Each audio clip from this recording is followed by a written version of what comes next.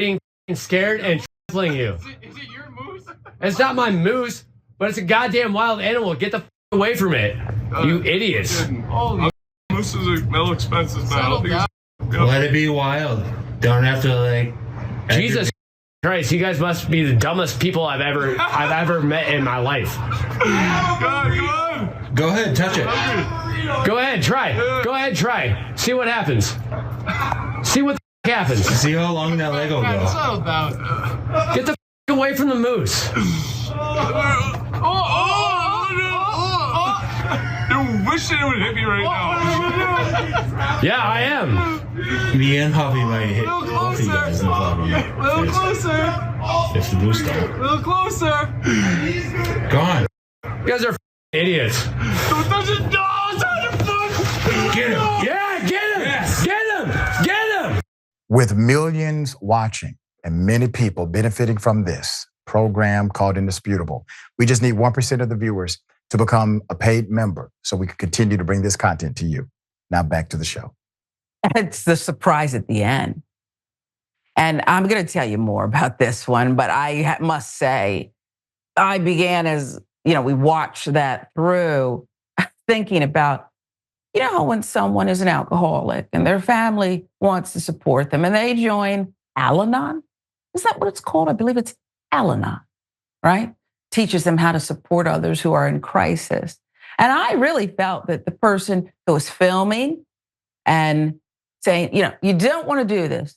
How stupid are you? Please stop. I thought, well, there's someone who's trying to support a friend. There's Al-Anons for friends and family. And then when we got to the last part, the person cheered on the moose. And I said, you can't really, that's not what they want you to do when you're trying to be supportive. That's that last part. We would have clipped it right as the moose charged. Then I say, well, they did all they could. Okay. According to ABC7 Chicago News, 2 men in Montana are lucky to be alive after a moose charged at them despite ignoring warnings from residents to leave the animal alone. The person who recorded the video said neither man was hurt other than some bruised egos. And I would like to say this, Jackson, before I turn it over to you fully. I note the moose had tremendous restraint. The moose really didn't want, the moose was not inviting this. The moose stood there, stoic. I don't want to hurt anybody. I don't even want to scare you. I just want to walk about and mind mine. But they wouldn't let the animal be, Jackson. The moose definitely seemed like it was just annoyed. Luckily, it didn't get too mad. When I was looking at this, I thought this is a perfect commercial for Alcoholics Anonymous because these guys were clearly off the influence of alcohol. They sounded like it. They looked like it.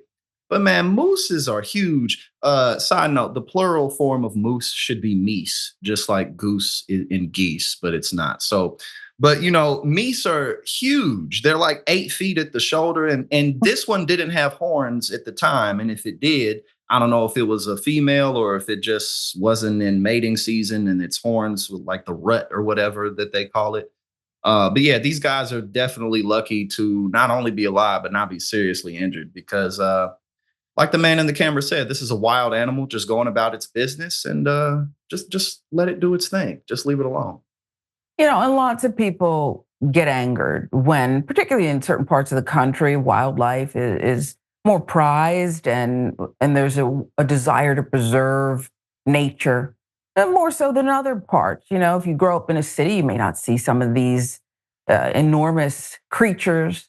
But what did you make of